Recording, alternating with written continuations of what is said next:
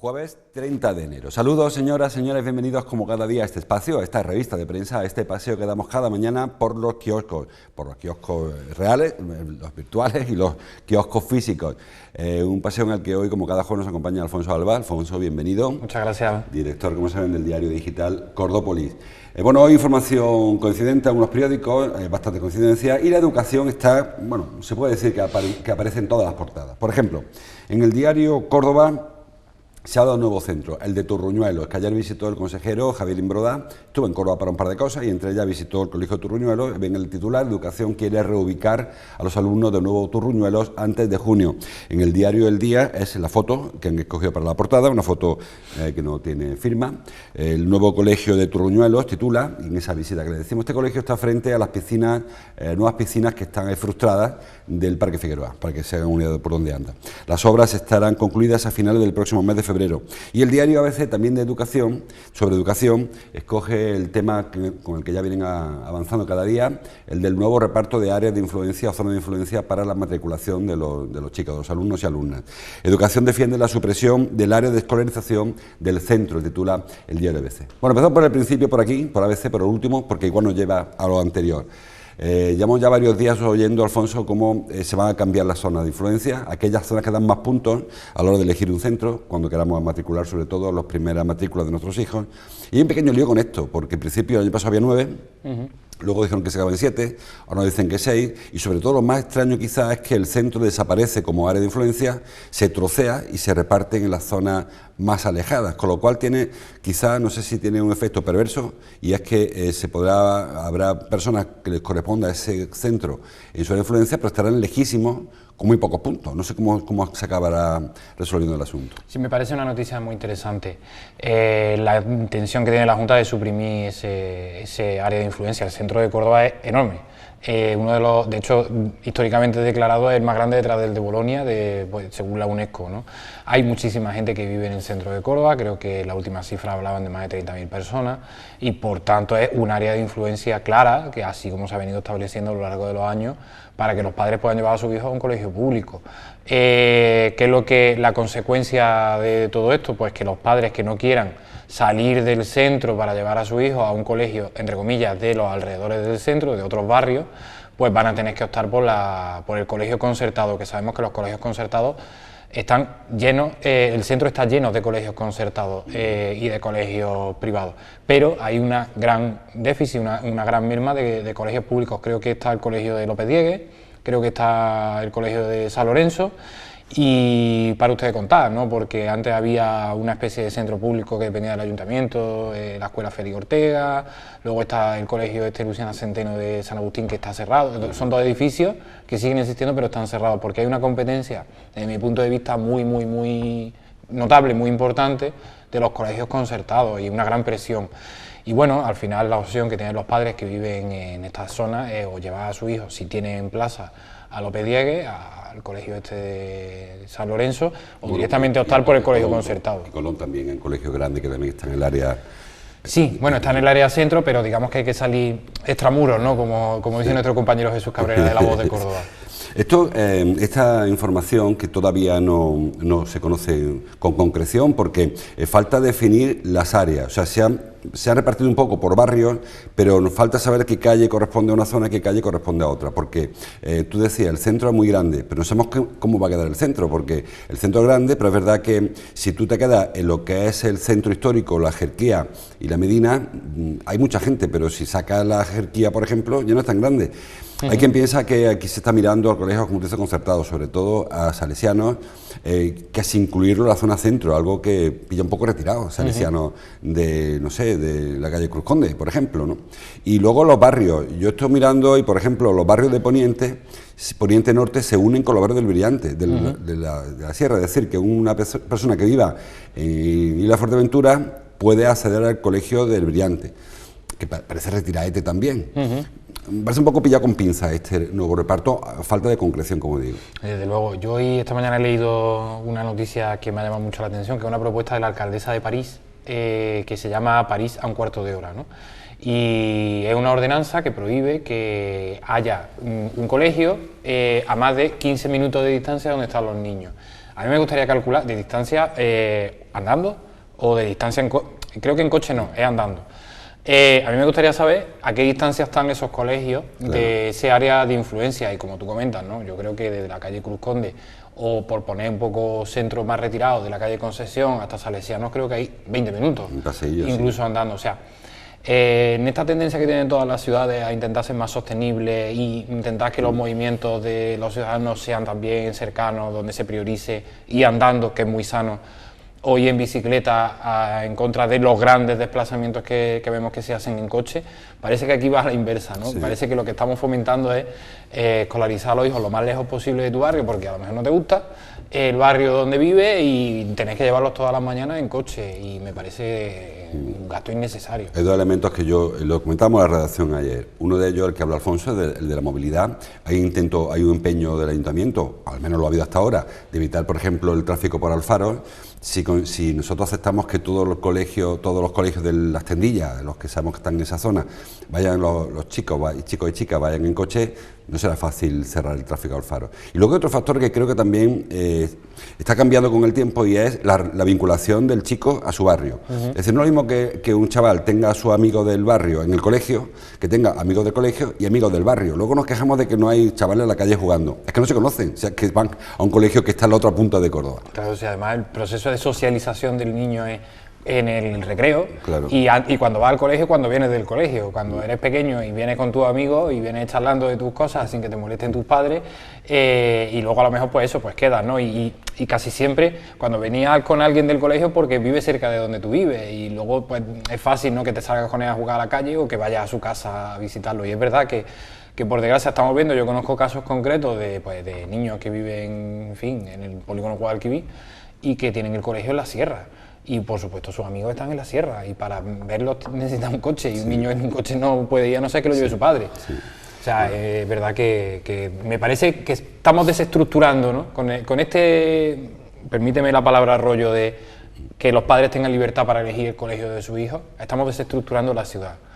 Por supuesto que lo que hay que conseguir es que estudien donde estudien en igualdad de condiciones, ya sea en un colegio público o privado del Brillante o en un colegio público o privado del Sector Sur.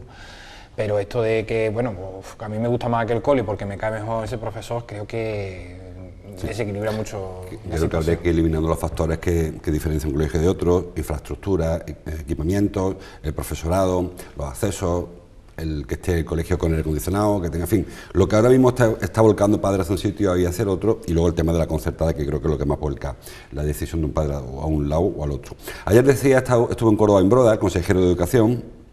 Visitó las obras del colegio de Turruñuelos, que está en el Figueroa, aunque el objetivo, supongo, será dar servicio a la zona de ampliación del Huerta de Santa Isabel, la zona del Hipercor, que no sé por qué no han hecho colegio en la zona del Hipercor, porque le obligan a los chicos a cruzar la autovía, la ronda de Córdoba, cuando en ese barrio ya está el Mediterráneo, está el colegio Noreña, hay otro colegio adjunto al Mediterráneo, y ahora construyen el centro de Turruñuelos, también en el Figueroa, como le decía, enfrente a las piscinas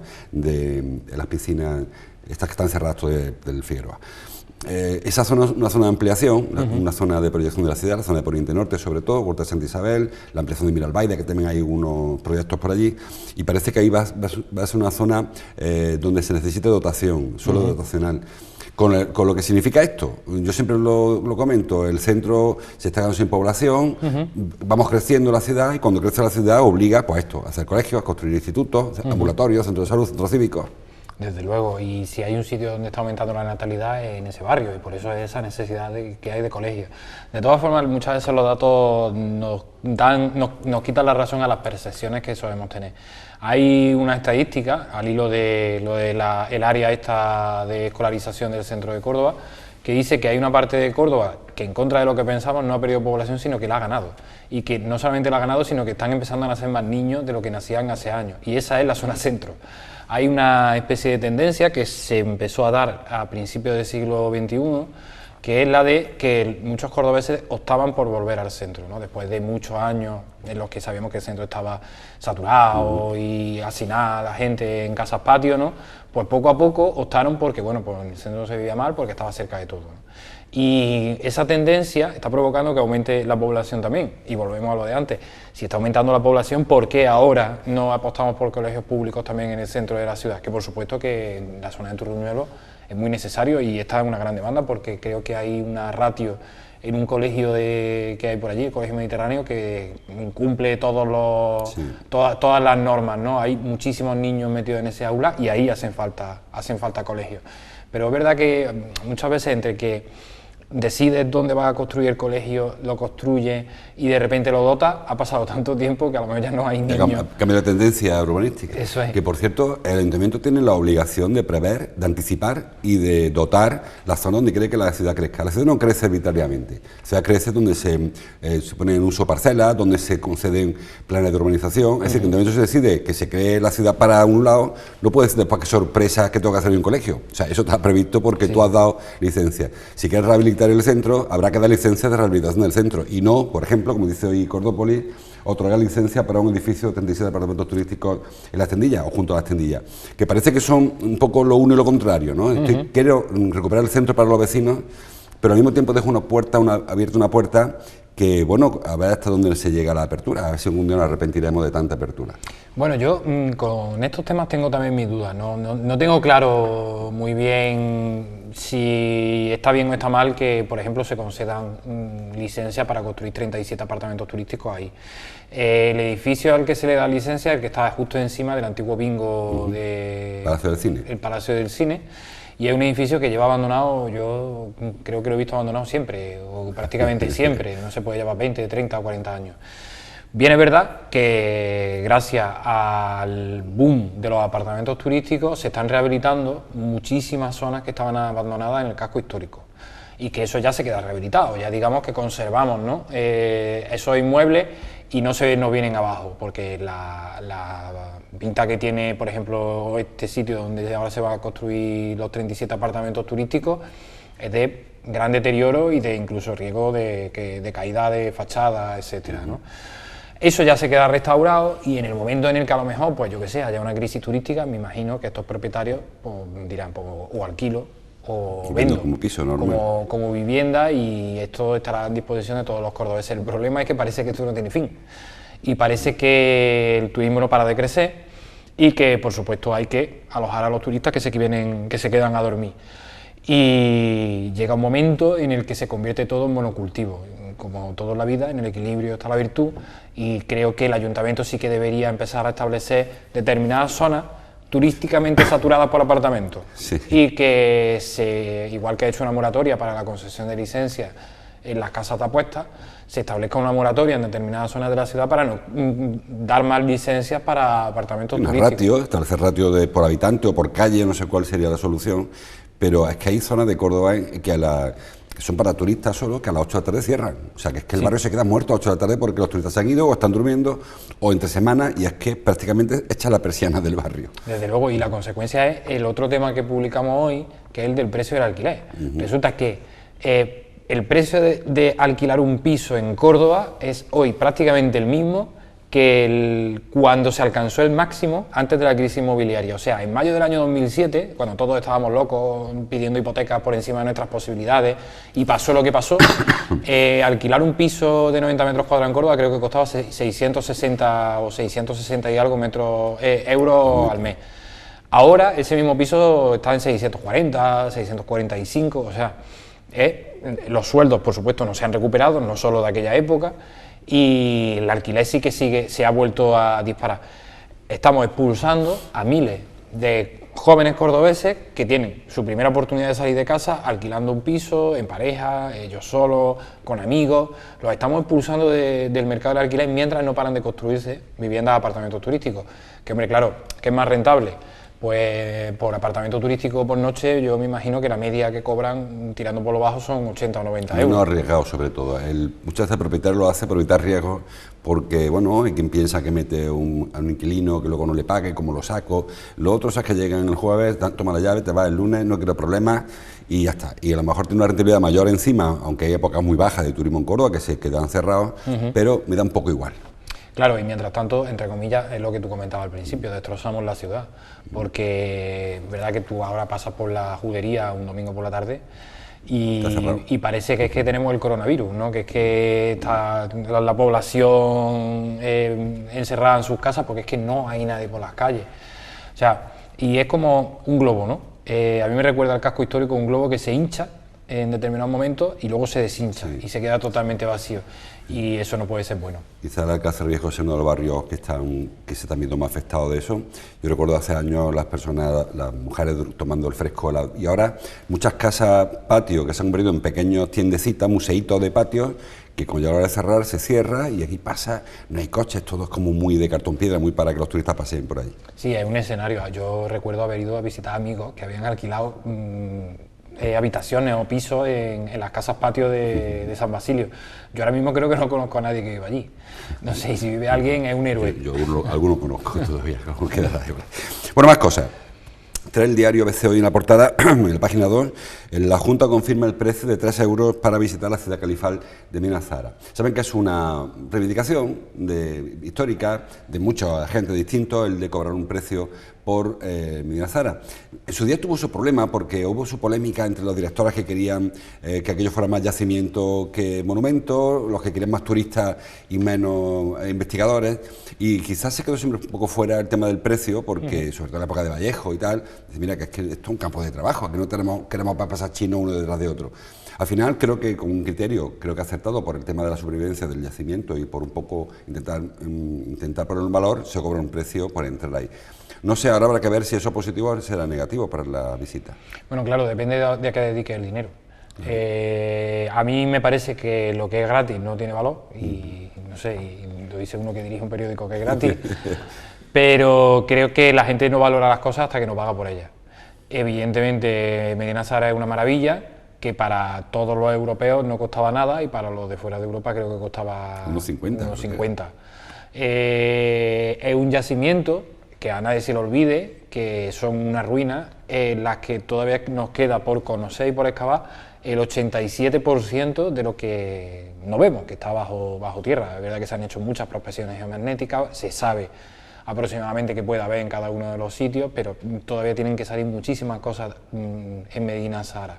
Mientras tanto, yo apostaría porque ese dinero se dedicara precisamente a la investigación y al desarrollo de Medina Zahara como yacimiento, que esos 3 euros que la Junta va a cobrar pues no vayan a pagar otras cosas de la Consejería de Cultura que no sabemos muy bien a qué se pueden destinar o que vayan directamente a una caja común de los presupuestos generales de la Junta de Andalucía.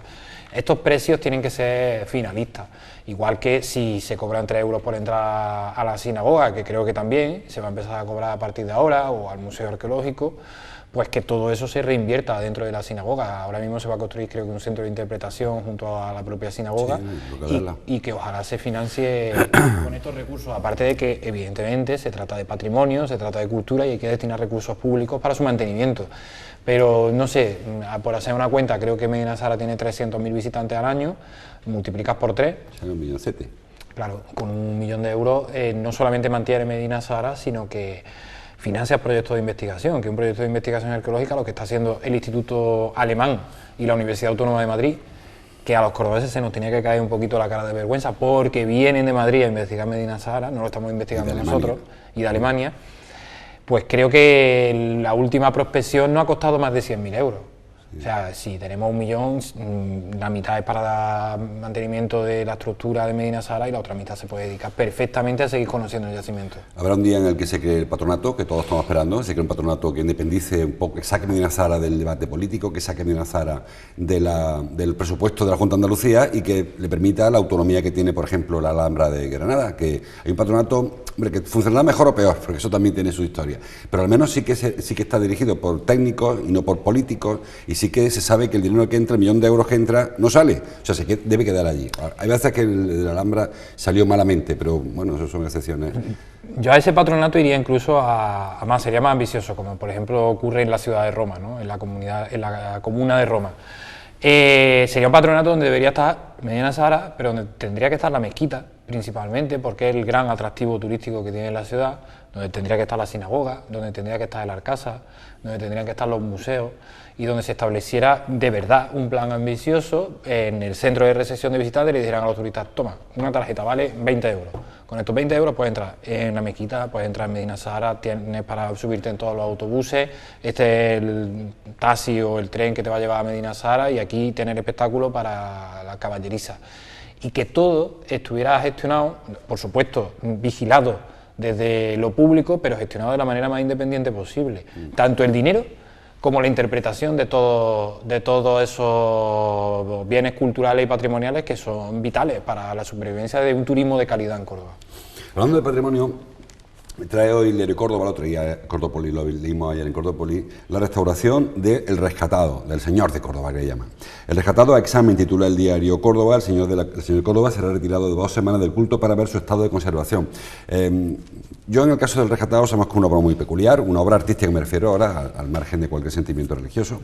Es una obra muy peculiar, pero en general, cuando tú ves las imágenes que procesionan en Semana Santa, Córdoba hay grandes obras, desde la Angustias, por ejemplo, que es la más señera quizás, que no sé si se están tratando convenientemente. No digo ya la exposición que durante una semana tienen a la calle, al público, al chaparrón, al sol, tal, sino que además cuando entras alguna vez a una iglesia y ves cómo se trata la policromía, un trabajo muy malo de hace 50, 100 años, ahora se trabaja con mucho más respeto a la obra.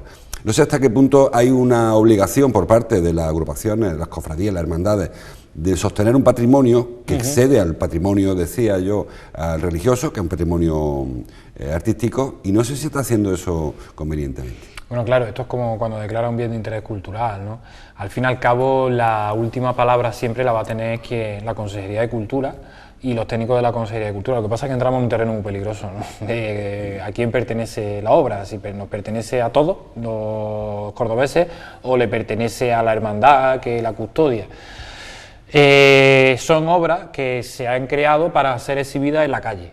Unas y otras no, no todas las obras están, pero sí, bueno, en general para procesionar, muchas eran para la iglesia solo, que era un Cristo que iba a ir a un altar, y que luego con el tiempo hay una obra, que es un paréntesis pequeñito, saben que el Santo Sepulcro, la imagen que procesiona es un crucificado articulado que se le baja los brazos, se le mete dentro de la urna, por eso de esa forma así con las manos tan raras, y se procesiona. Esa figura no estaba pensada para procesionar, es para exhibirla, exponerla en un altar.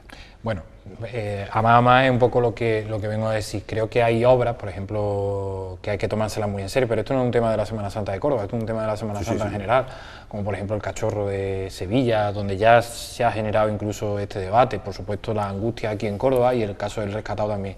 Son obras históricas que tienen siglos, que son obras de arte que hay que conservar y que son muy sensibles.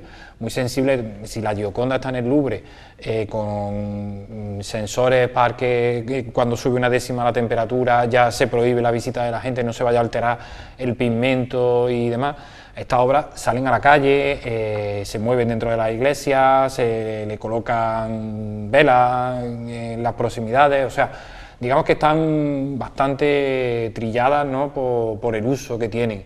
Y no sé hasta qué punto las hermandades tienen que empezar a entender que lo que tienen custodiando es una obra de arte inigualable, que cualquier pequeño cambio las puede alterar muchísimo, y puede ser que hoy sea muy bonita, pero pasado mañana acaben siendo prácticamente destrozadas o necesiten un proceso de rehabilitación muy caro, ¿no? Creo que es un debate que hay que empezar a tener, que creo que es un debate que hay que empezar a ver cómo gestionarlo, y creo que hay determinadas obras que se han conservado muy bien, que es verdad que todos los cofrades, todos los hermanos, por supuesto, lo último que quieren es que le pase nada, pero que deberían empezar a plantearse ese uso tan intensivo.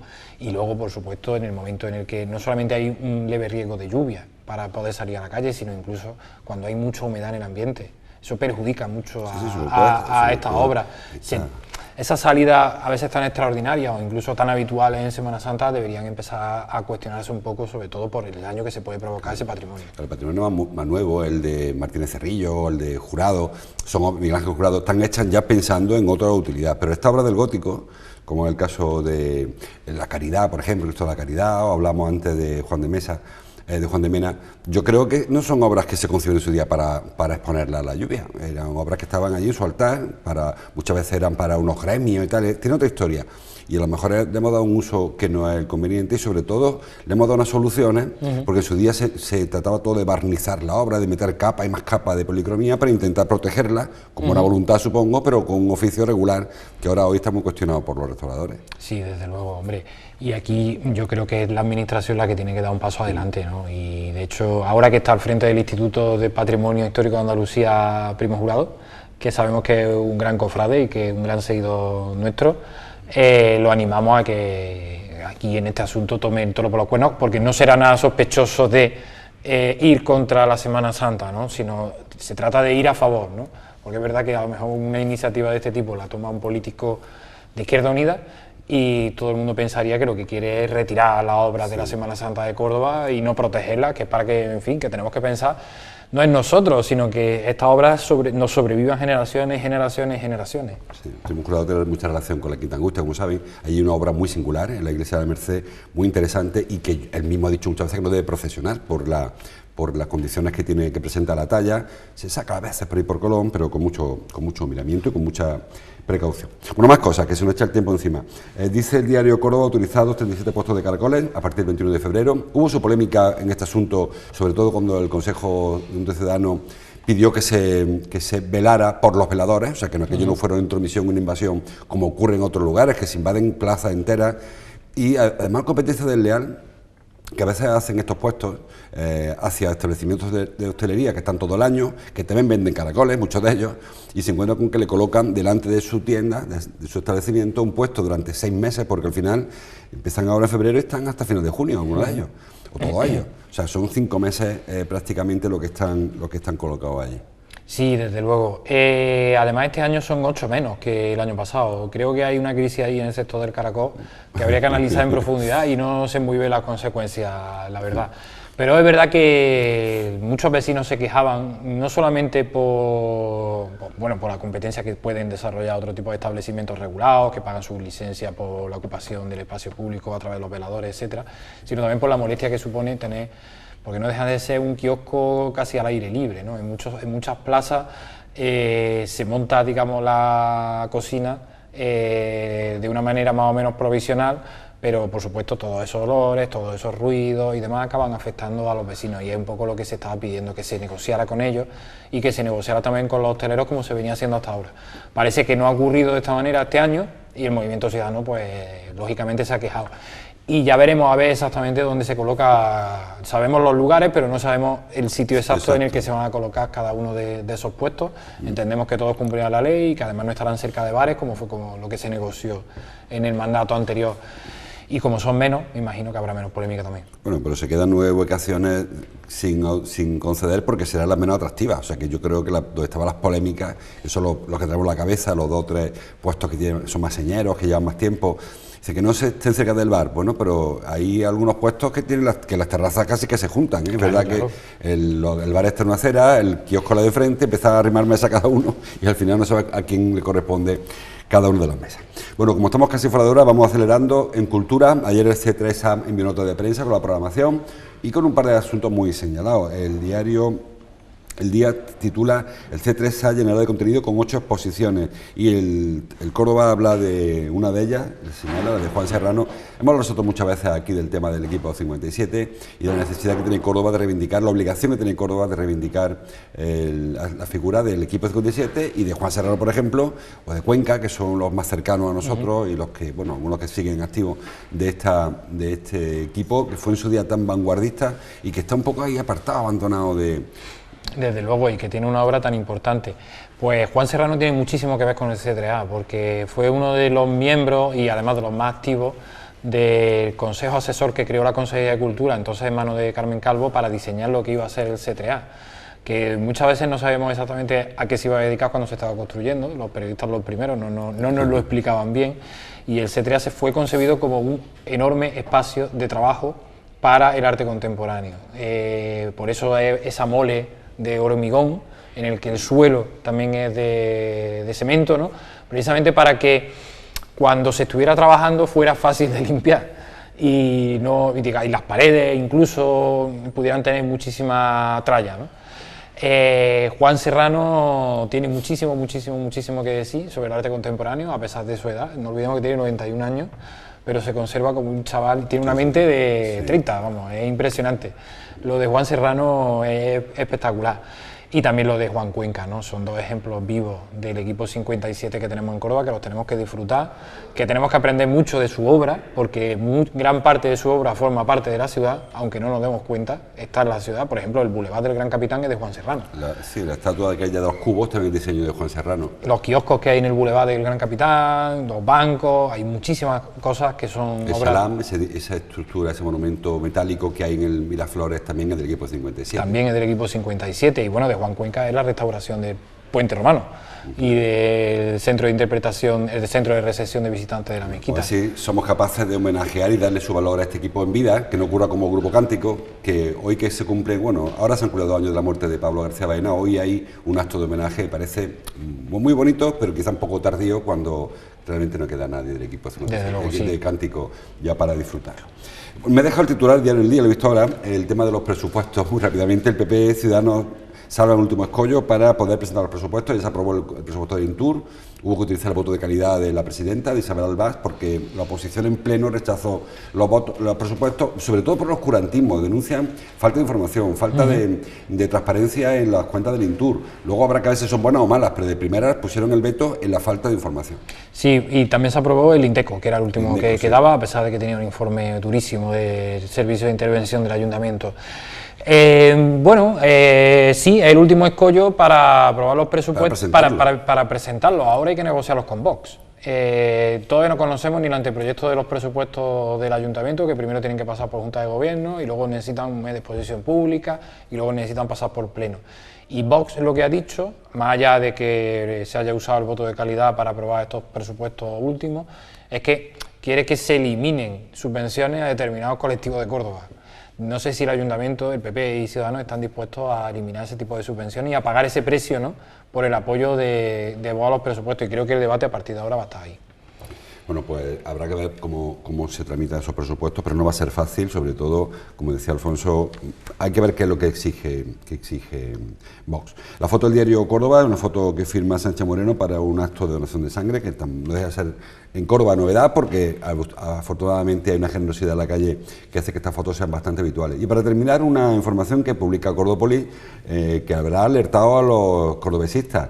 El Córdoba tendrá que abonar su dinerito a la SGAE cada vez que, no sé dónde lo tengo, cada vez que suena el himno del Queco, sí, porque no se le ocurrió comprar los derechos, porque Queco no lo cedió, no sé cómo va esta película. No se sabe muy bien qué es lo que ha pasado. Nosotros hemos accedido a los documentos de los administradores concursales, porque sabes que en el primer auto del juez, cuando la unidad productiva pasaba a Infinity, le cedía no solamente el uso del Arcángel, la plaza en segunda B al Córdoba Club de Fútbol, el escudo, la camiseta, sino también el himno.